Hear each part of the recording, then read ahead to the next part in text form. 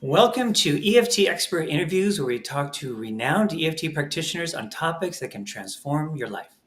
These are live interviews where you can ask questions and get answers from the speaker.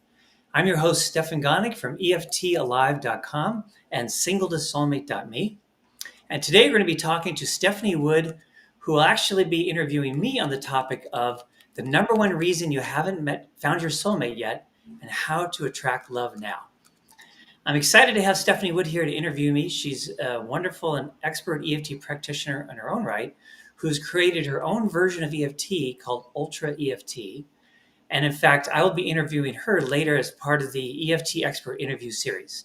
Her interview will be on July 2nd of 2026 on the topic of human design and EFT, or EFT and human design. So welcome, Stephanie. Hello, I am delighted to be here and I'm excited to interview you because I'm super curious about this topic. And let me just introduce you since I'm interviewing you. So, Stefan Gonick, expert EFT practitioner and founder of the Soulmate Attraction Academy, shows smart, loving singles who are struggling to find their soulmate how to finally attract the spine-tingling and lasting love that they long for, even when they don't think it's possible for them. Stefan has been helping individuals and couples with their relationships for over 31 years. Stefan has helped thousands of women and men have the life and love they most desire. And kudos to you for that. I know you've helped so many people. It's awesome. So let's just start asking some questions. I want to know all about it. So tell me what inspired you to specialize in this helping people find love? Well, basically, the way it all started for me was, in a word, my love life sucked. That's the starting point. That was my starting point. I'll never forget. I was 28 years old. I was in my bedroom, sitting in my bed, and had just ended the worst relationship of my life.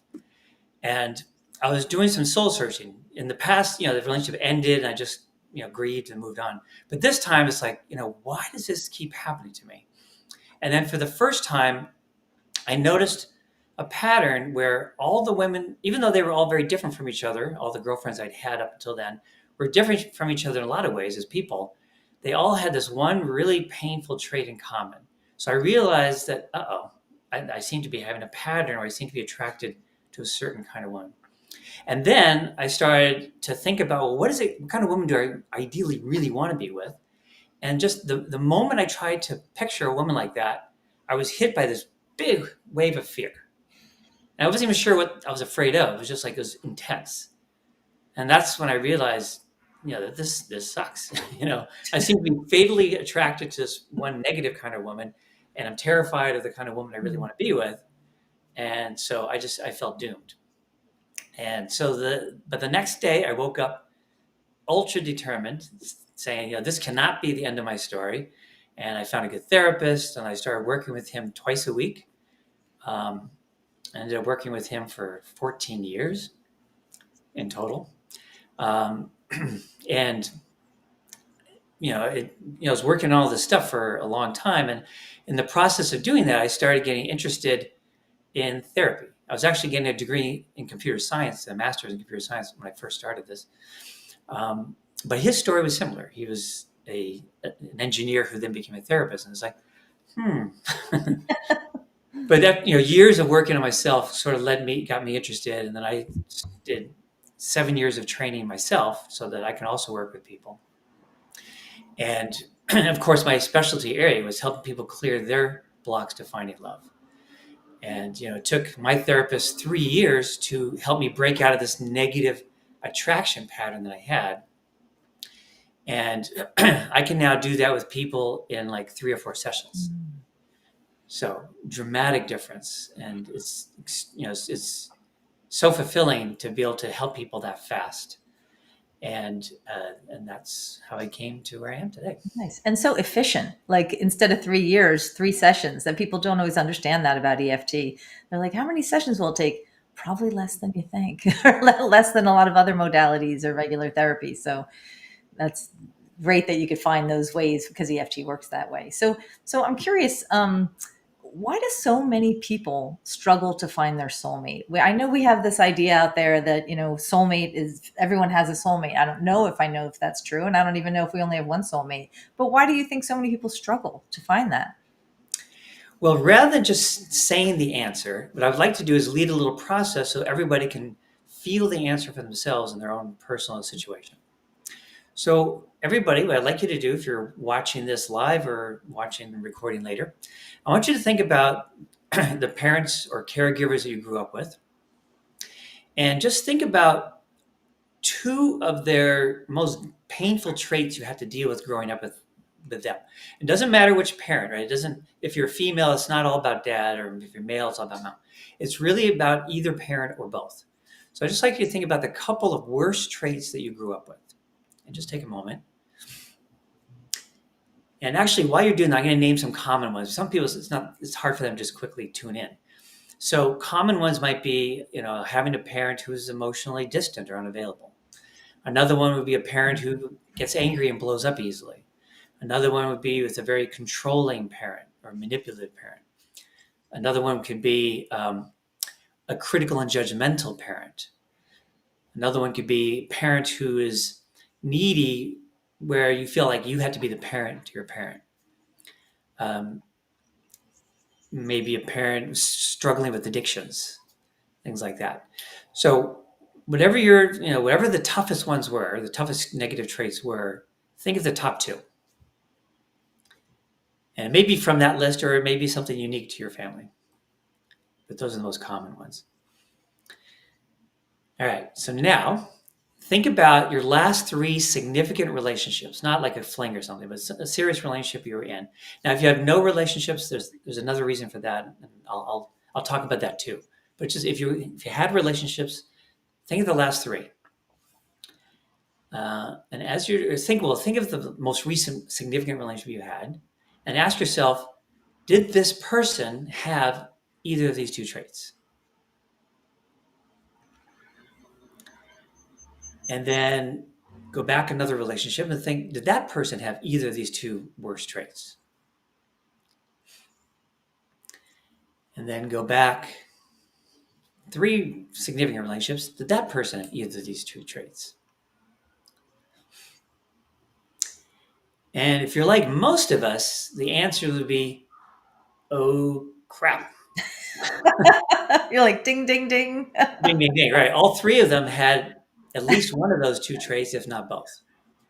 And so that's what's going on for people, is that we all tend to have this super powerful subconscious negative attraction pattern to people with the worst traits of our parents.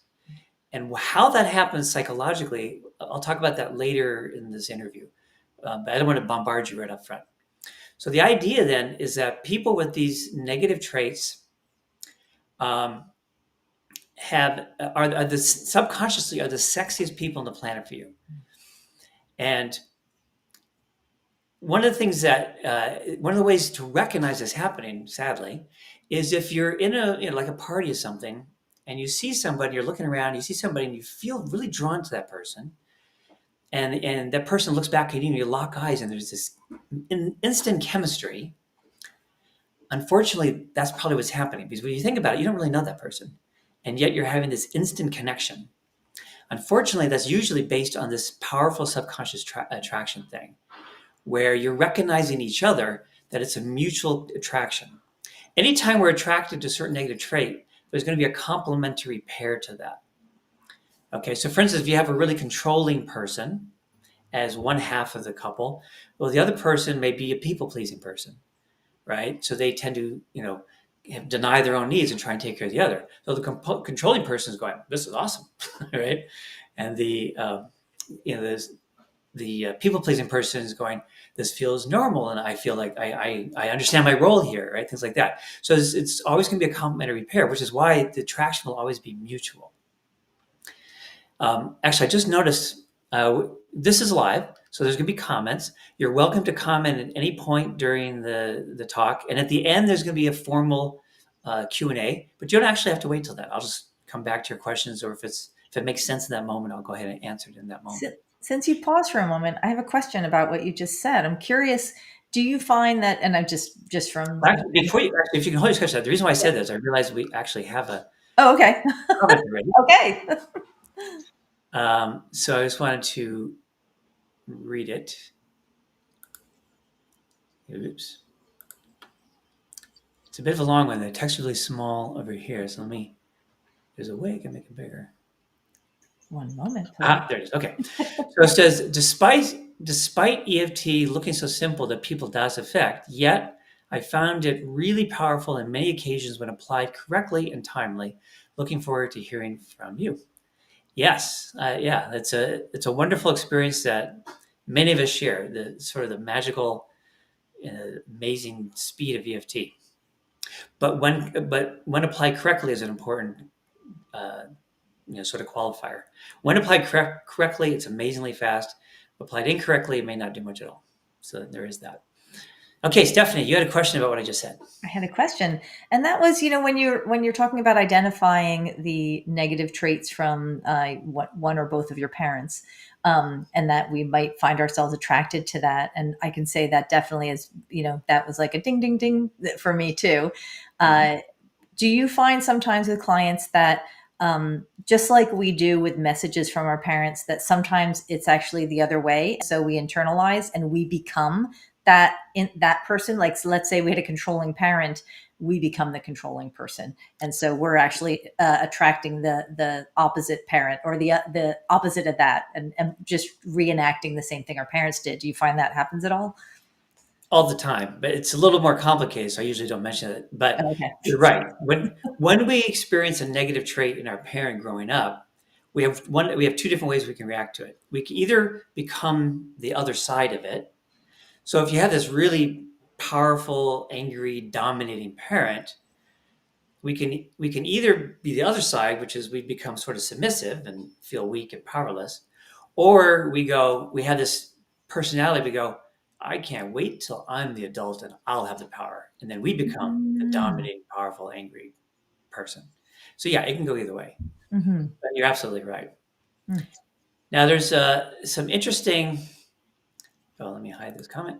So there's an interesting corollary to this. So I said with this, powerful negative attraction pattern, where people with the negative trait are the sexiest people on the planet for us. There's a corollary, which is wonderful people without that negative trait tend not to be sexy at all.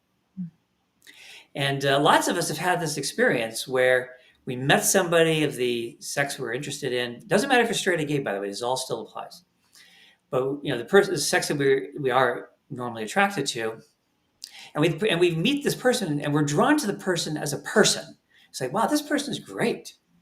Let's say it's I talk to more women than men generally, but lots of them say, yeah, there's this guy I know, and he's just such a great guy.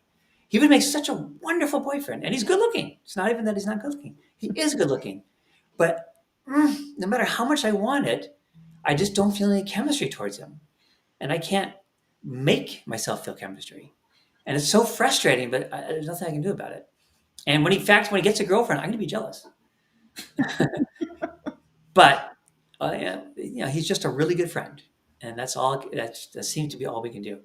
And so that's what's going on here, is that when they don't have the negative trait, this subconscious attraction pattern is so powerful that they don't have the trait, they're not sexy. We don't have chemistry. And then there's yet another thing. I feel like one of those late night, commercial things. And another thing. One more thing. Yeah.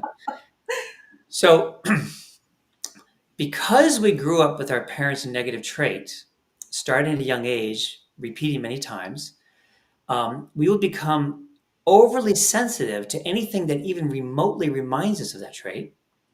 And we will overreact to that because it'll remind us of how painful it was as a child. But we will overreact in a way that will subconsciously push the other person, our partner, into behaving more like the negative trait of our parent. Mm-hmm. And in the most extreme case, we can even take somebody who doesn't have the negative trait and push them into it without meaning to. And I can give you an example of that. Now, I'm going to give an example of a particular trait just because it's the easiest one to give an example for. But this is going to be true for all negative traits, not just this one. So let's say Linda grew up with this father who was this really smart, funny, playful guy, but who's also very emotionally unavailable.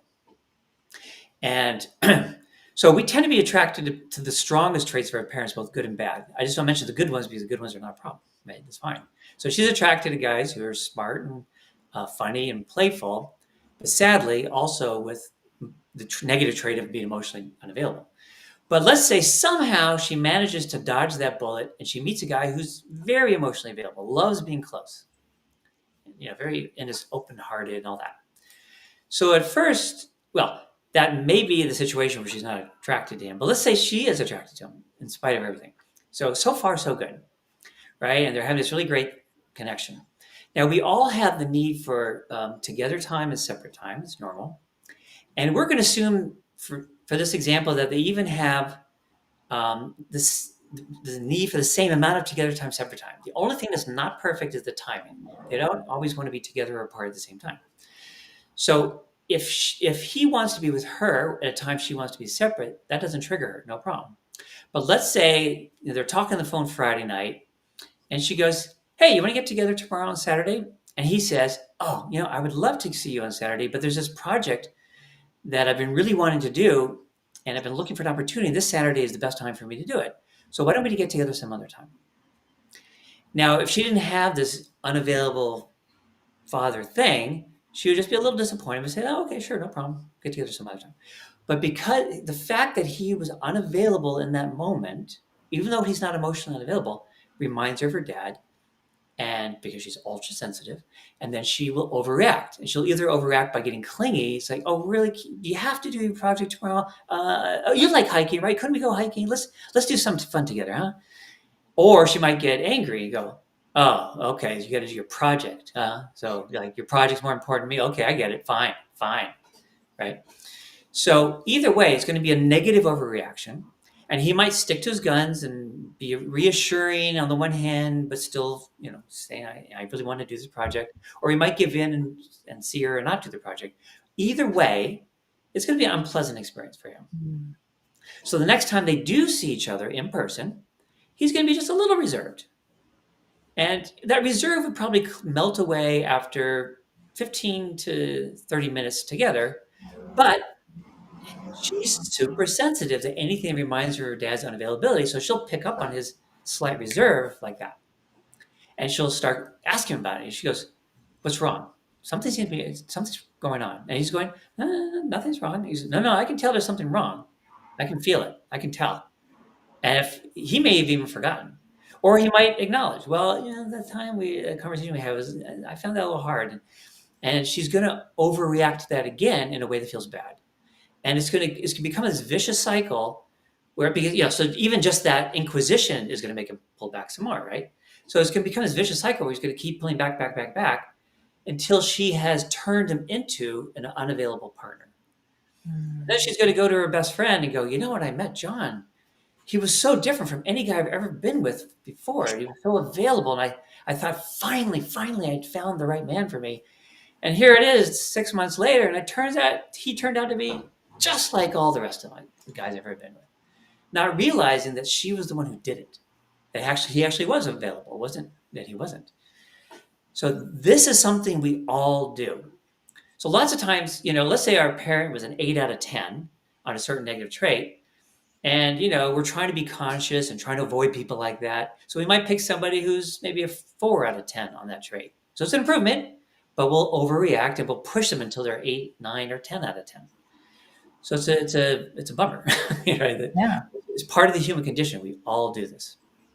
And I would add that I think sometimes, like, because that's running in the background, there's a subconscious piece of that. And I actually, of all the relationships I've been in, I was in one relationship that was really unusual. And I knew that this woman I was with, we ended up going abroad together. And, she had a kind of a very challenging childhood and hadn't even told me that much about it.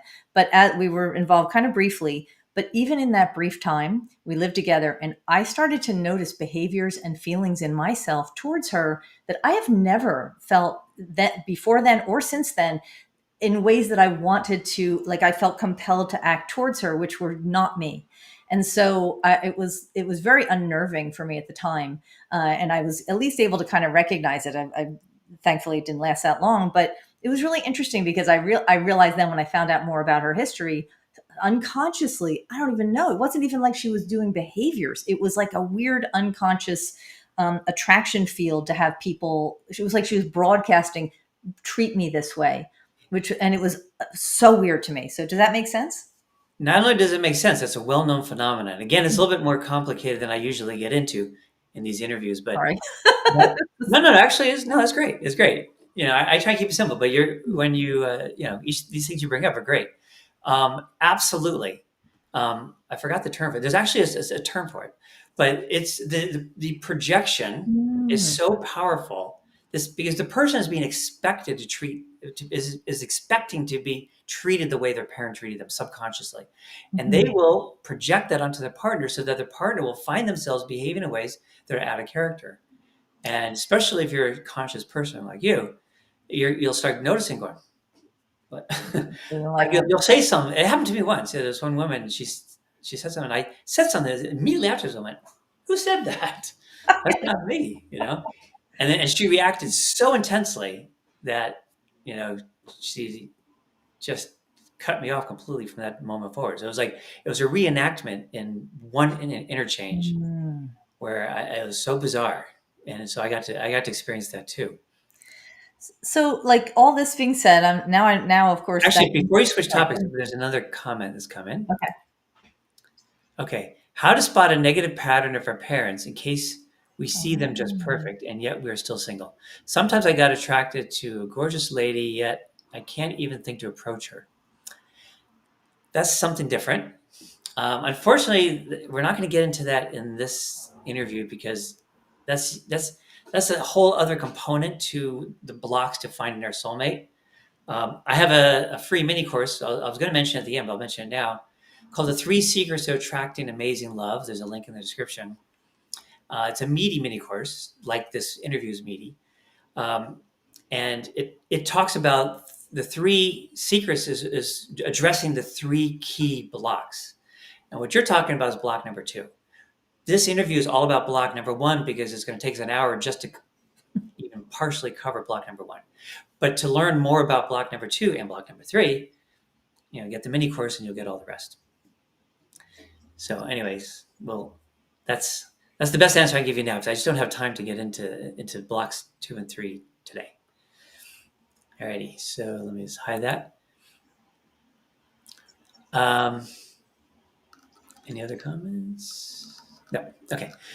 So go ahead, Stephanie. You had another So I was going question. to say, now that you've said all this, well, the first thought that came to mind was, wow. So the only chemistry we have is to the negative traits from our parents. That's kind of depressing. I want to know more about that. But also, obviously, how is this sounds like this is how we unintentionally recreate these kind of experiences from childhood. But I think the biggest question is how do we break the pattern? Like I know this is the work you do, but can you talk more about like the process, or or if you want to talk more about why people do that, and why people struggle to find that soulmate? Yeah. So yeah, that's perfect segue. I was about to talk about that next.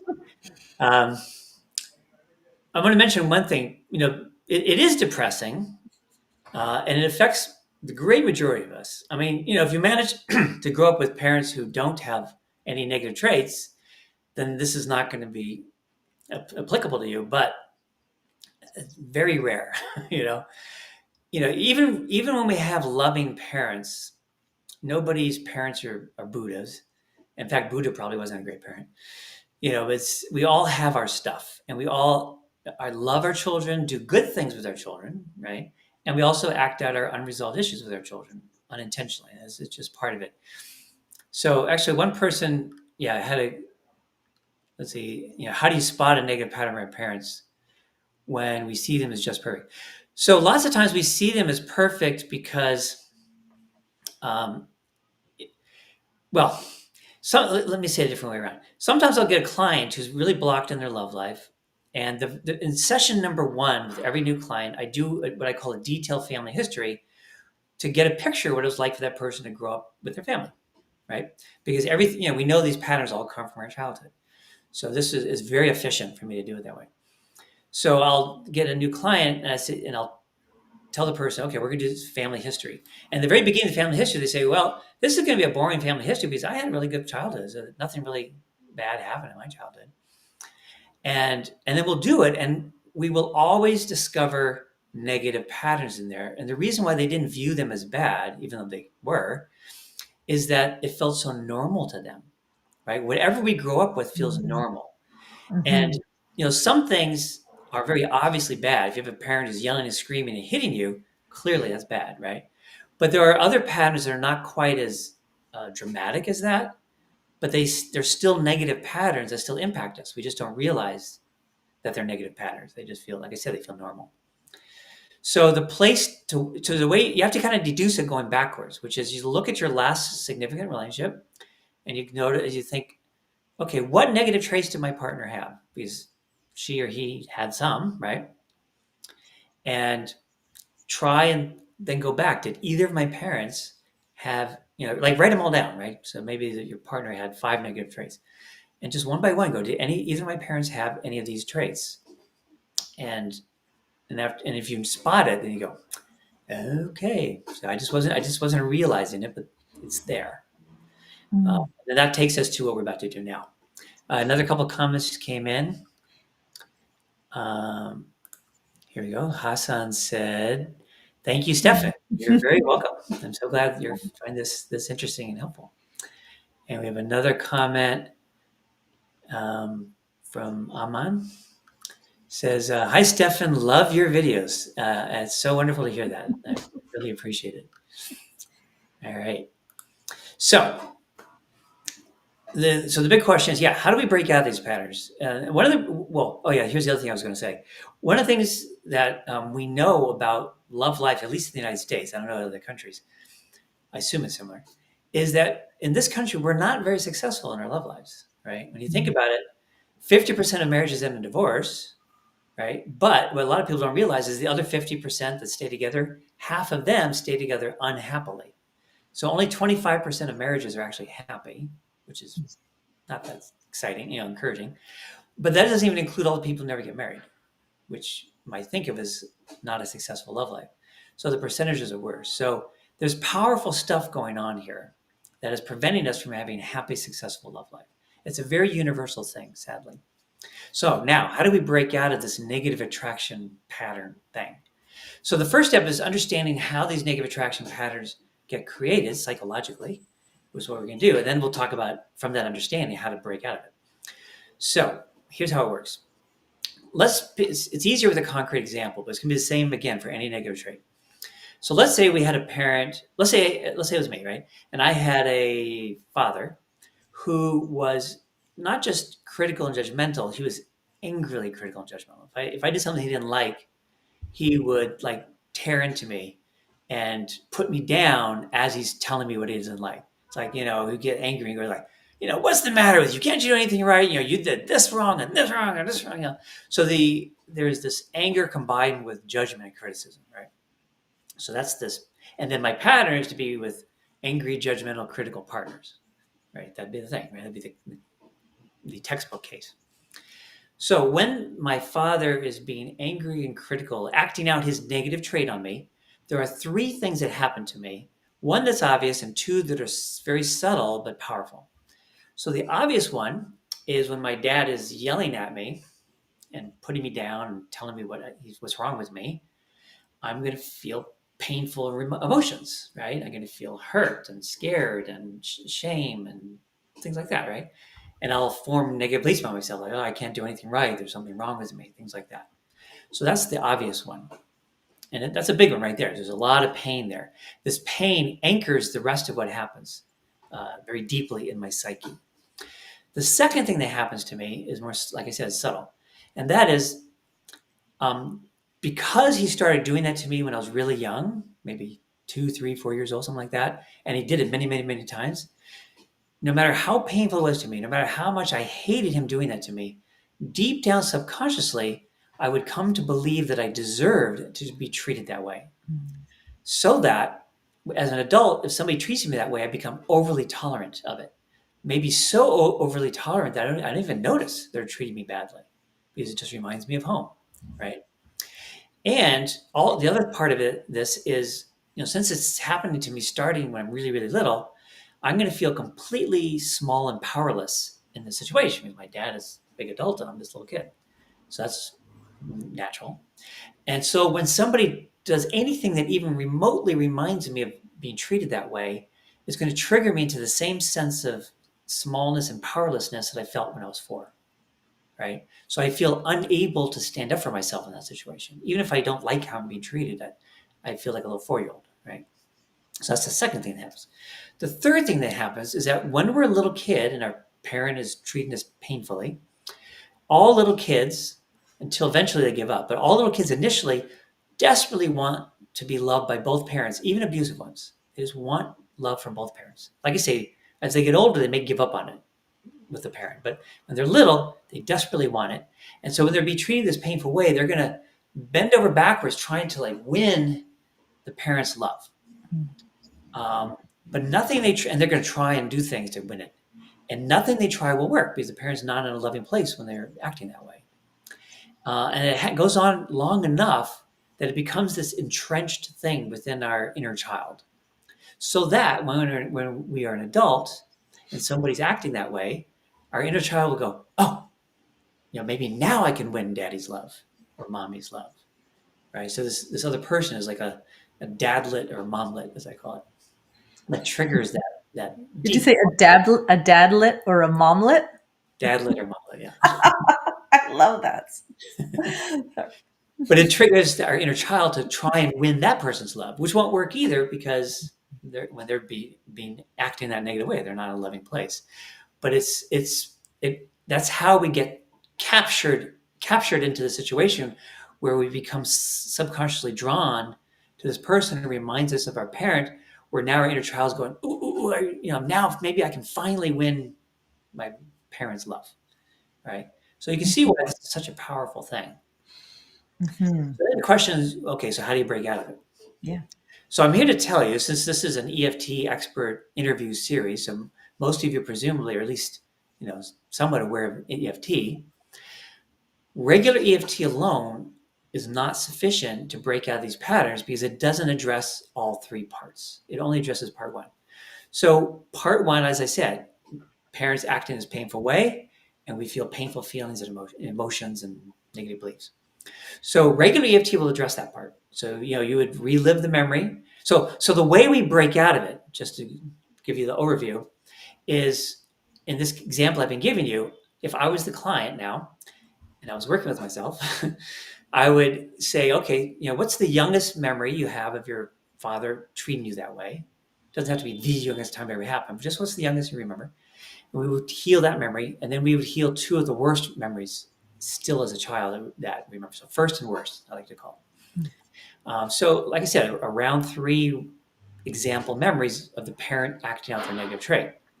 And the way we do that in regular EFT is you relive a painful memory, you feel all the feelings come up, and you keep tapping, releasing all those painful feelings until they're gone, right? You come down from a high number out of 10 down to a 0 out of 10.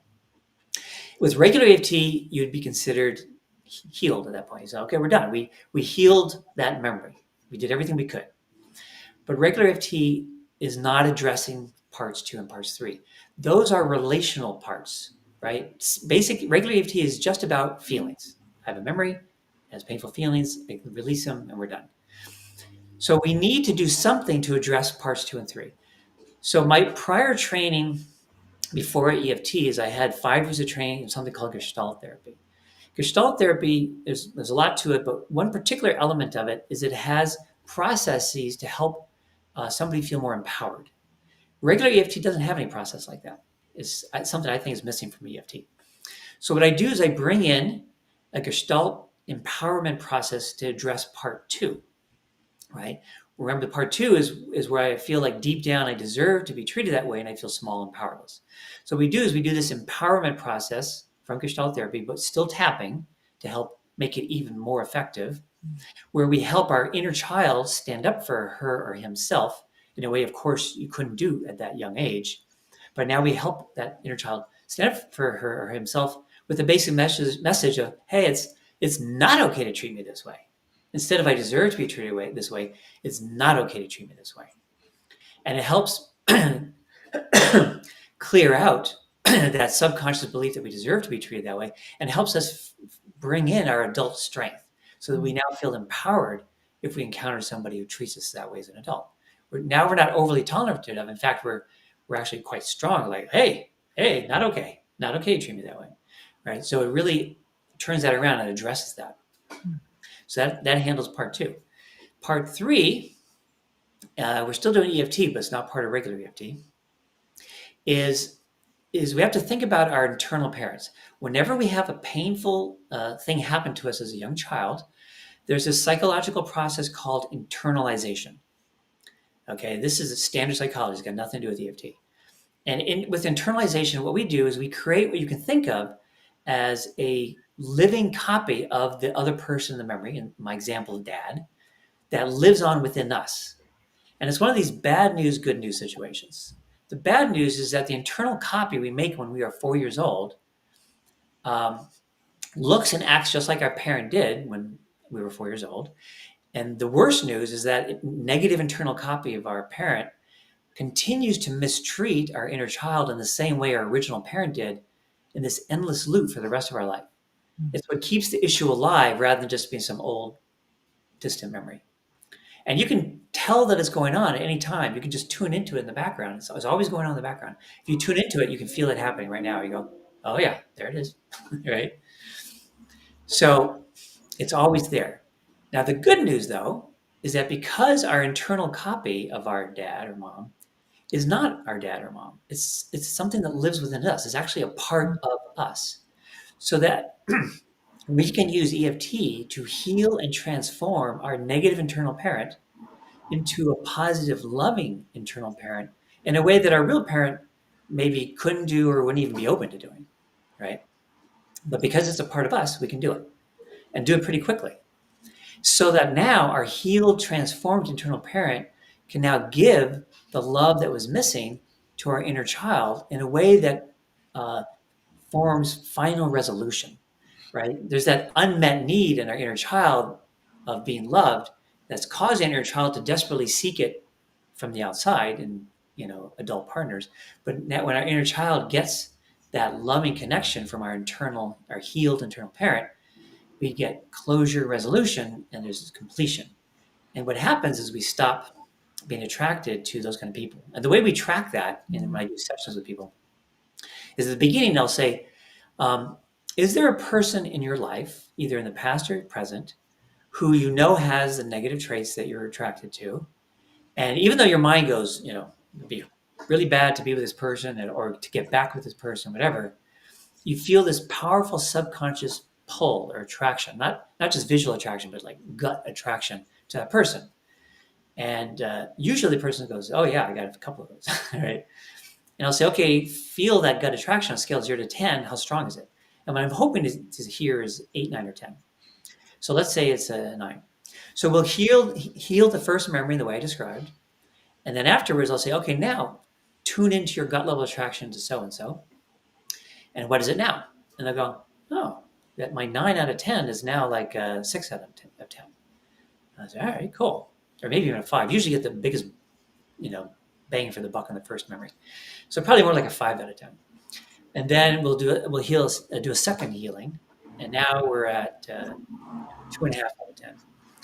And then we'll do the third one, and I'll ask a final time, and they go, oh, it's 0. I don't feel any attraction to this person at all. In fact, it's not just I don't feel attracted. I feel kind of like a bit of a yuck feel. And when you get to that, yuck feeling, that's when you know that you have completely 100% broken out of that negative attraction pattern forever. Can you hear that siren? Just for a moment, yeah. I'm on vacation in California in a hotel right now. I have my studio, my home office. Anyway, so when you get to that aversion yuck feeling, you know that you've completely broken out of that negative attraction pattern. Because so which means that you don't have to be on the lookout for red flags anymore. So one of the things that happens, I'll tell you a quick story. I've had people read the mini course, and as a result, they'll figure out what their negative attraction patterns are. And they go, okay, now I get it. I understand what I'm doing. Great. So I'm going to avoid those kind of people from now on. But the problem is that even though, actually, tell two stories. So I had this one woman tell me, she finally contacted me. She goes, I read your mini course a year and a half ago, and I became clear of my patterns, and I became, determined to avoid those kind of men. And then this is what's been going on in my love life for the last year. I'll meet a guy that I get really excited about, and then we'll go on one date. And by the end of the date, I'll realize that, he has that negative trait. So I'll cut it off immediately. It's like, okay, sorry, I'm not going to date you again. And it's like, oh, dodge that bullet. Not going to date him. A couple months later, I meet another guy I'm really excited about. We go on one date, and then I see that, he's got that negative trait. Cut it off immediately.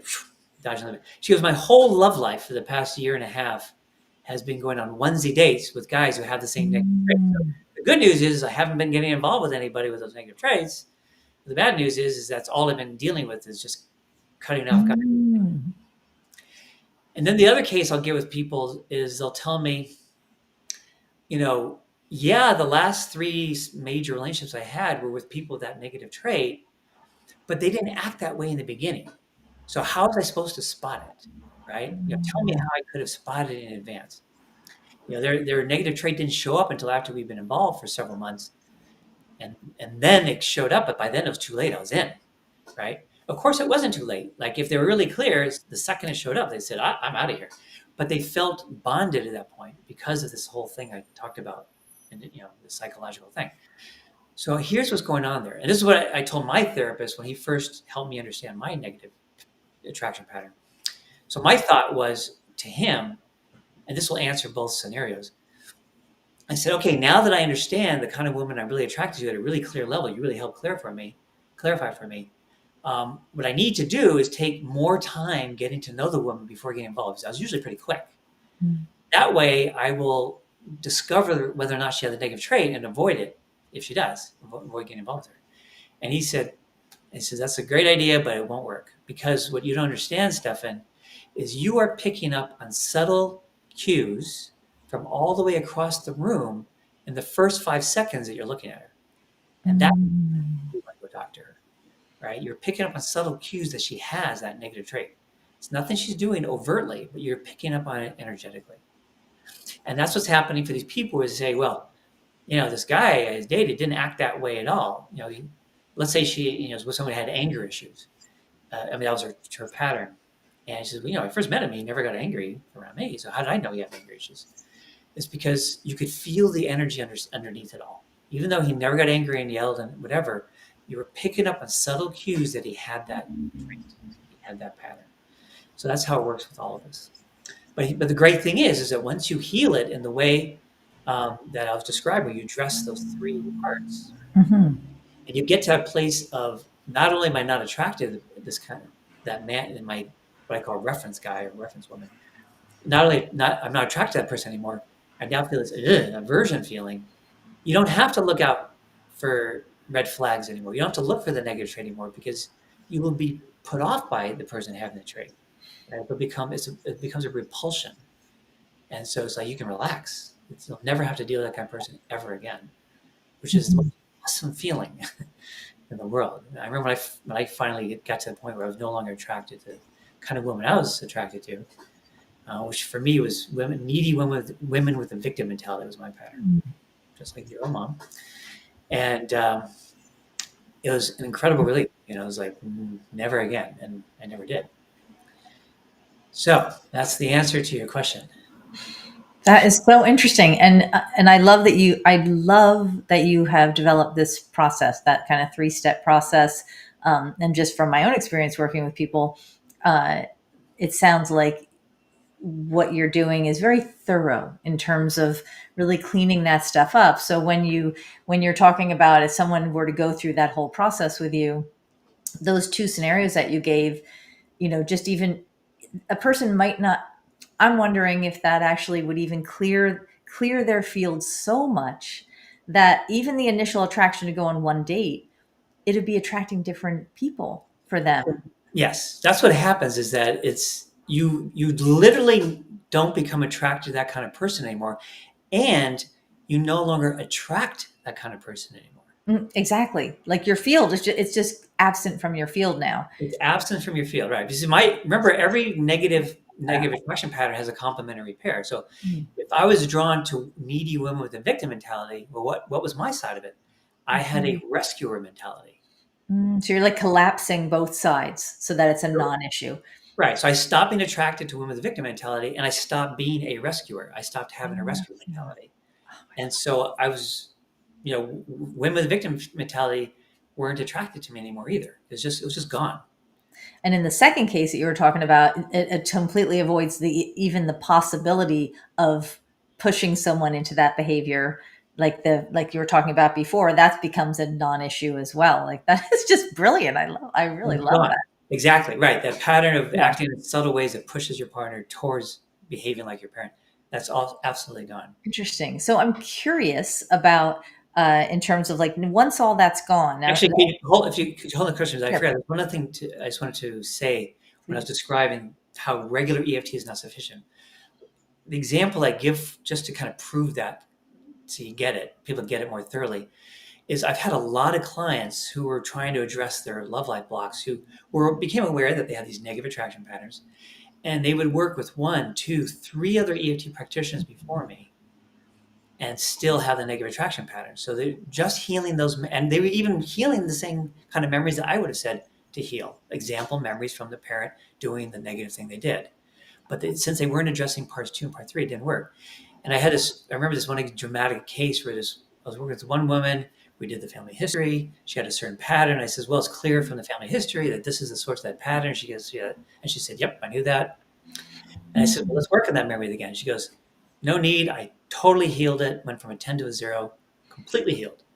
And we went back and forth for a while, and I kept kind of, urging her to try one more time that memory. As I said, well, if you really healed it completely, then wouldn't that pattern be gone now? Right? And she finally reluctantly started, agreed to work on it again. And so when the next session, we started working on it. And part one, I just quickly went through part one to see if there's anything there. Sure enough, nothing there. She had completely cleared part one. I moved into part two, and her 0 out of 10 memory jumped up to an 8 out of 10 because part two had not been addressed at all. And with EFT, you only heal the things you directly address. So any parts or aspects of a memory that we don't address is still there. And part three, again, completely unaddressed. So, and then after we did that, she broke out of the pattern. Mhm. So anyway, I just want to give that example so people can Yeah, see, how important this is. that's Okay, moving on to your next. interesting. It was just a question of so it sounds like once you're clearing out all this stuff and kind of neutralizing it and taking away those hooks kind of to another person that are not healthy. It makes me think of when we use EFT for a food craving. Like, let's say you've got a diabetic who really needs to be cutting down on sugar, but they have an actual addiction to the sugar or craving. And we know through using EFT, you can kind of, you can tap that away to the point where your relationship with sugar is clean. And it doesn't mean you're not going to like sugar at all. You're just going to enjoy it in a different way. Is it a little bit like that now? So once you clear all that out, what are people attracted to then to find their soulmate? Like what is that attraction based on? And is it coming from like a healthier place? Like how would you describe what happens after? Um, Absolutely right. The analogy with an addiction is a little complicated Okay. because I was thinking a craving. Sorry, let's call it a craving. A craving for an unhealthy relationship with food or a person, or I don't know. well, what you're doing in this process is you're healing the psychological source of the subconscious negative attraction pattern, so that the pattern itself is gone. Gotcha. So then the question is great, like you said. Well, so then who are you attracted to after that? And who you are attracted to after that is your ideal kind of partner. So you now are attracted to healthy partners rather than unhealthy partners. See, as long as you're attracted to unhealthy partners, going this way, you don't have any room for this kind of partner, right? There's no place to be attracted to a healthy partner because you're too captivated by the negative ones. So there's just all your psychic energy is going this way towards the negative partners. But once you clear that out, so that part's just gone. So now you're just free. And so now, when you notice somebody, instead of being drawn to them because they have the negative trait, it's like, oh my God, there's that sexy woman with the victim mentality. Yeah, So sexy, that victim mentality, right? yeah, so sexy. So, or rageaholic. Yeah. Yeah, that's so sexy. Well, just does it right here. Yeah. We do enough on ourselves with that, right? Right. We become drawn to people that are exciting in a healthy way. Okay. And it's now that's when you start to run into blocks 2 and 3, but you're now free to be attracted to the right kinds of people. Gotcha. Or the right person. So, but it's a very natural difference, and it's very exciting. It's a little scarier. One of the things that's really interesting is that when you're attracted to the negative partners, it's not scary at all. It feels so familiar. It's exciting, right? Because you get all this charge. The charge is coming from the negative attraction pattern, but it's not scary because it's familiar. It feels like home. Interestingly, when you're attracted to somebody who's really healthy, it's scarier because it feels like new territory. Right? Yeah, it's completely unknown. Yeah, it feels very unknown. But it's a good scary, right? It's an exciting scary. So it's still exciting. Yeah. I actually have a video that talks about how to tell the difference between a negative attraction and a healthy positive attraction. Cool. It gets into that. I don't remember exactly the title, but if you go to my channel, I think if you go Stefan Gonick, healthy attraction or something like that, it'll come up. Awesome. Cool. Well, I know our time's starting to run out. And we have another question here. Oh, with some questions. Okay, great. Yeah. From Hassan. Hopefully I'm pronouncing it correctly. Is it a must to define and dig into the negative pattern of our parents before we heal that trauma, or could you resolve it without knowing the source and apply like a genetic cure to fix it? I think that's what a lot of people do. A lot of healers try and do with people is to try and fix it without addressing the source. And I don't find that very effective. The more conscious we are, the more we're able to try and steer ourselves with our willpower in a better direction, which is why we tend to, if we're a conscious person, we tend to find people who still have the negative trait, but not as bad as our parents. Like I said, an example, if our parents are 8 out of 10, we might be drawn to somebody at a 4 out of 10. They still have the trait enough for us to feel they're sexy, right? But they're not as bad as our parents were. A lot of people are just as bad, if not worse, because they're completely unconscious about what's going on. I mean, when you think about it, this is the great majority of people's love life, is this powerful negative attraction pattern, and just one painful relationship after the other, where you're just reliving the pain from childhood. That explains a lot about humanity, doesn't it? It does. Though at the same time, there is an upward trend, because I do think, we try and find a better partner than our parents. And I think we succeed to some degree. So there's a sort of gradual upward trend in society. So, we're all doing the best we can. But if you address this at a source in the way that I described, you've healed it, and it's just, you don't have to deal with it anymore. And now you can find a wonderful, healthy, fantastic partner. And imagine how much better that'll be with your kids. Oh, that reminds me, kids. One of the side benefits of doing this work is that if you are currently a parent, it will make you a healthier parent, right? Because when you think about it, if a parent has a negative trait, we all tend to do one of two. It's kind of like, when we experience a negative trait, we go one way or the other. We either become the opposite of the parent or become the same as the parent.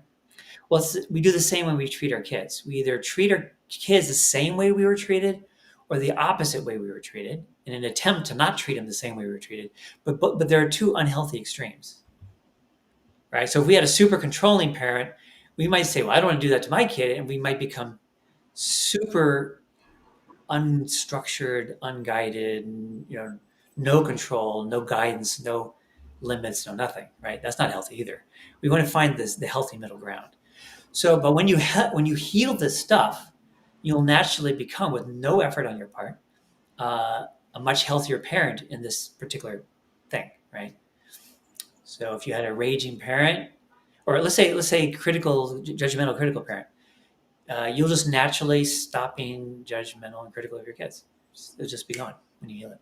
Wow. So, Becomes a non-issue, and a whole new relationship, like that uncharted territory that you're talking about, that is going to come from a much healthier place because it's not charged with the negative polarity of that. yeah, It's all interesting. those negative dynamics will be gone. Yeah. Oh, I love that. Yeah, it's really cool. All right, so we're coming to the end of the basic content. We're going to do the live Q&A next. Now, I know not everybody's going to stay for that, so I just want to mention a few things going in transition. I have 2 free gifts and links here in the description. One is that 3 Secrets to Attracting Amazing Love free mini course, which is goes into depth on all 3 blocks, not just the first block. You'll even learn more stuff about the first block than we covered in this interview, but you'll learn a lot of stuff about second and third blocks and how to address them, right? Not just what they are, but how to break out of them. So there's that one. And then I also have another free gift that's a free ebook called Change Your Beliefs, Change Your Life with the Magic of EFT, that shows you how to use EFT to release the negative beliefs that have been holding you back in your life. And then you also get with that my newsletter, which has tons of practical tools for using EFT to enhance your life. Cool. Cool. Well, that was wonderful. Thank you. And I'm looking forward to the questions to see what people are asking. Well, let's see. We got, come up. Hassan again, and he said, thank you for your answer, Stefan. I had a follow-up question. Do you believe EFT works like hypnosis? Many people ask a similar question about EFT, where they say, EFT kind of reminds me of hypnosis, cognitive behavioral therapy, this therapy, that therapy, that therapy. And that's because there are elements, and EFT includes elements from lots of different things. So there'll be a piece of lots of other therapies in EFT. So it's not hypnotherapy, but there is a trance element to doing EFT sessions. It is a trancey kind of experience, which is, getting to a trance state is a big important part of what hypnosis and hypnotherapy uses to help shift things inside of you, right? Because you're more open in a trance state, more able to make shifts inside. So EFT, if you really look at the process, any healing session EFT, and you have that hypnosis background, you go, oh, the practitioners help their client get into a trance state. Right? So in that sense, they're similar, but the change processes are different. I'm sure there's some overlap there too. All right. Any other questions or comments? Stefan, you've been asking great questions throughout the whole thing. So feel free to ask more. Well, I think the topic's fascinating, and I love your process. Like it's really, it feels really grounded and thorough and different, which is kind of fun. I always like different. Yeah, it's really cool. So far, no, as far as the new comments or questions go. Let's see. Well, we're at the hour mark, so I think this would be a good time to close it. Okay. I would love to get any comments. I'd love. Oh, okay. We actually do have one more comment. Awesome. For the same person as before, Hassan. He said, great answer. I believe in both EFT and hypnosis, as both are working on the subconscious, and it really worked for me in some stuff. Thank you again. Yes, you're very, very welcome. So the one thing, yes, easy to forget stuff. In the description of this video, at the very bottom of it, I have a link that you can use to sign up to get notified of future EFT expert interviews. I'm doing these twice a month for 2 years. I'm already scheduled all the way through, I think, July of 2026, and I'll be continuing beyond that. So if you like to get just all it is email notifications of these interviews. There's a link at the bottom to sign up. You also can subscribe to my channel to also get notified, but it's less reliable, but still helpful. And I would love, love, love to read your comments. So I hope you guys leave comments to share what this is about for you. What your own experience in your love life is, and if anything you got out of this interview and stuff like that. And any further follow-on questions. Maybe you're watching the replay, which will be available as soon as I stop being live. The replay will be immediately available, and I'd be happy to answer questions down the road. All right, so thank you, everybody. The next EFT expert interview, let me just tell you real quick, so you know it's coming in 2 weeks on the 30th of August, is with an EFT expert named Tanya Prince. The title of the interview is Unlock Business Success Using the Power of EFT. It's going to be very interesting. All right, see you guys. Let's see you on the next one. Keep tapping.